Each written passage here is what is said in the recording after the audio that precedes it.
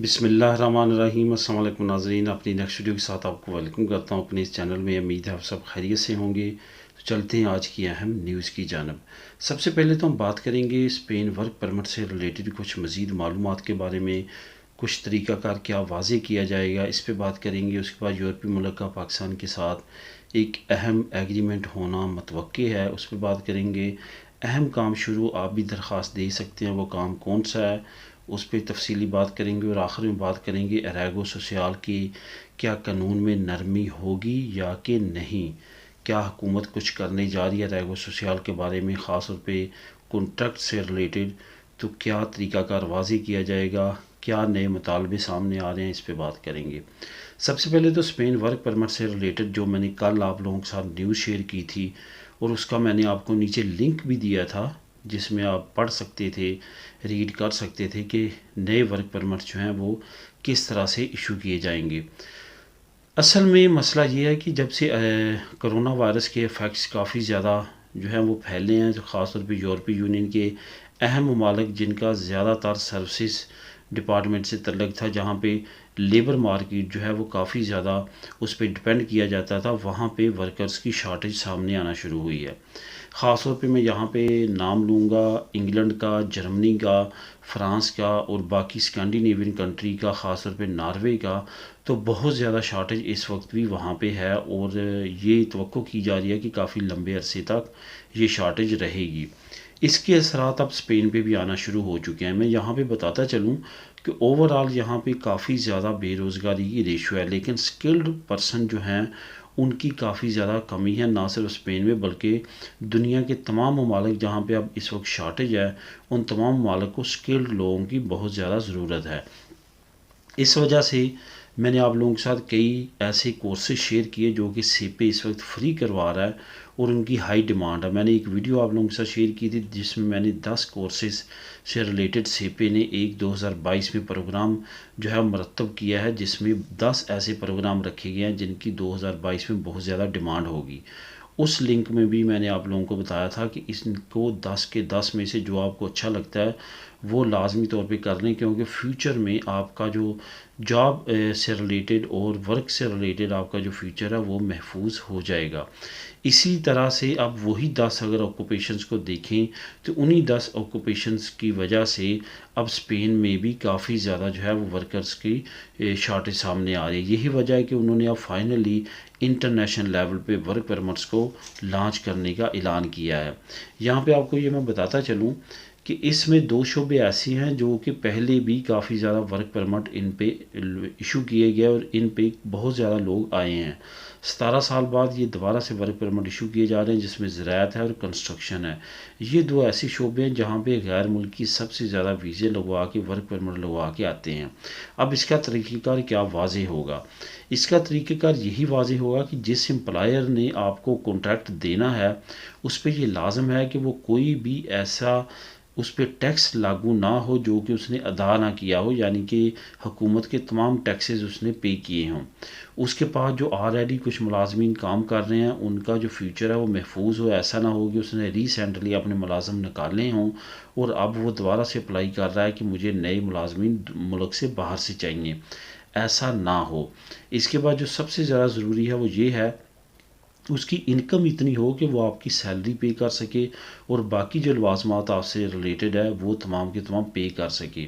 यानी कि कोई भी ऐसा फ़र्द जो इन कैटेगरीज़ पे पूरा नहीं उतरेगा वो अपने इम्प्रेसिव पे या अपनी कंपनी पे किसी को मुल्क से बाहर से नहीं बुलवा सकेगा। इस तरीक़ाकार को वाज़े करने के लिए हुकूमत मज़ीद इक़दाम कर रही है और आनकरीब मज़ीद मालूमात इससे रिलेटेड मिलेंगी। लेकिन आपको ये बताता चलूँ कि ये कॉन्ट्रैक्ट जो है ये इन्हीं शराइत पे आपको मिलेंगे और इन्हीं शराइत पे आपको वीज़े लगेंगे कि आपका जो एम्प्लॉयर है वो इतना स्ट्रॉन्ग हो कि आपके तमाम राइट्स को पे कर सके। ऐसा ना हो कि आप वहाँ से वीज़ा लगवा के आएँ और यहाँ पे आके आपको जॉब ना मिले और इससे रिलेटेड जो दूसरे मसले मसाइल हैं वो आपके सामने हों।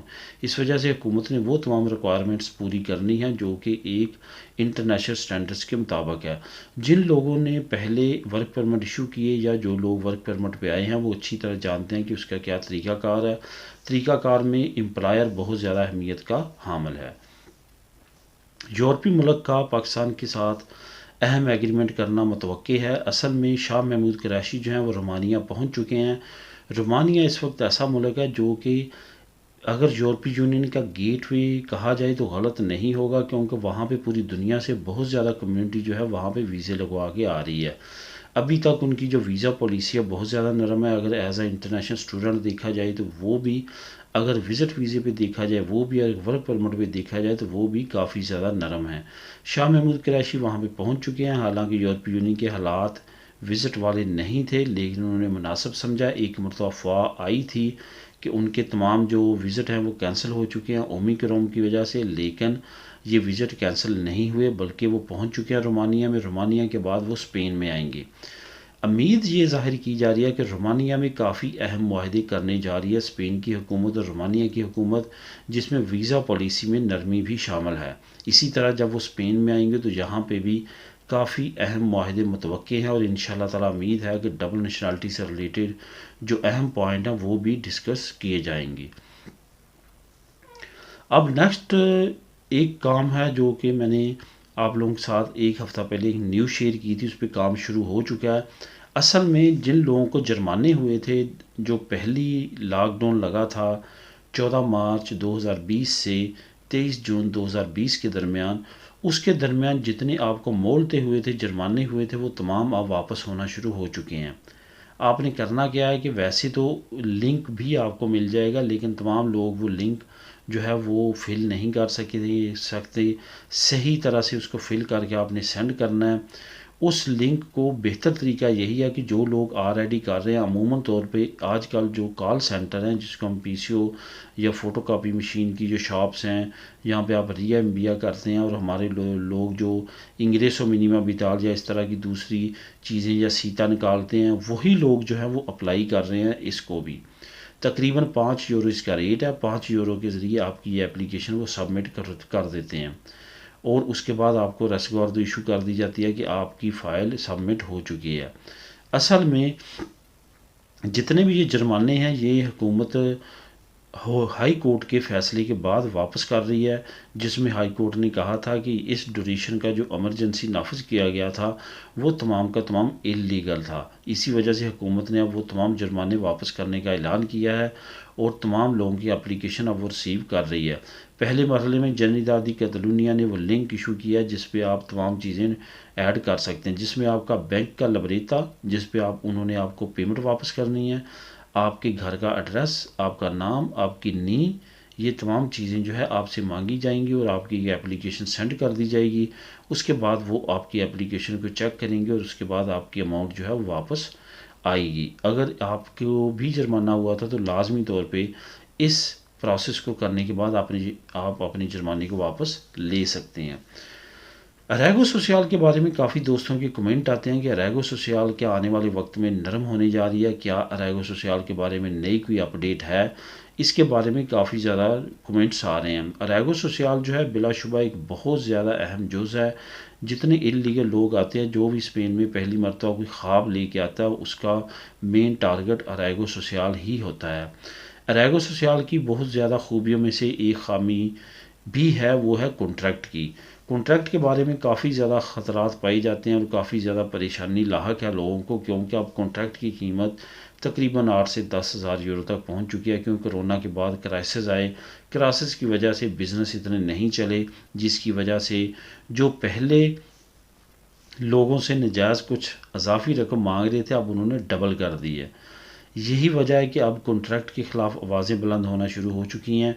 पार्लियामेंट में जो सियासी पार्टी हैं उन्होंने भी दोबारा से आवाज़ उठाई है। जो ह्यूमन राइट्स ऑर्गेनाइजेशंस हैं उन्होंने भी हुकूमत से दोबारा मुतालबा किया कि अरैगो सोशल का जो कॉन्ट्रैक्ट का सिस्टम है उसको ख़त्म किया जाए, और इसके अगेंस्ट कुछ और फ़िक्स टैक्स वाला या इस तरह का कोई और जो है वो कानून नाफिज किया जाए।